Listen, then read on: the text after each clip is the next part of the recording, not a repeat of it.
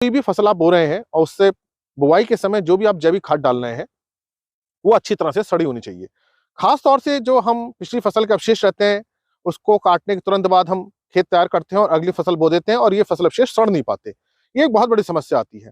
तो ये जब फसल अवशेष नहीं सड़ेंगे या सड़ी हुई गोबर की खाद नहीं होगी, तो सूक्ष्म जीव उसकी नाइट्रोजन अपने काम के लिए लेना शुरू कर देते हैं।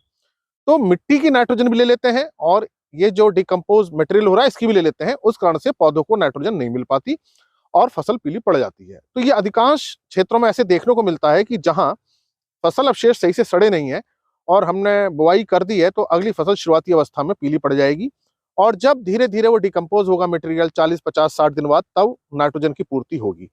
तो इस बात का हमें ध्यान रखना चाहिए कि हम जो भी जैविक खाद डाल रहे हैं वो अच्छी तरह से सड़ी हुई हो, कच्ची ना हो, अच्छी तरह से पकी हुई जिसे हम कह सकते हैं वो हो, प्रॉपर डिकम्पोज हो, तभी हम उसको खेत में मिलाएं। और अगर फसल अवशेष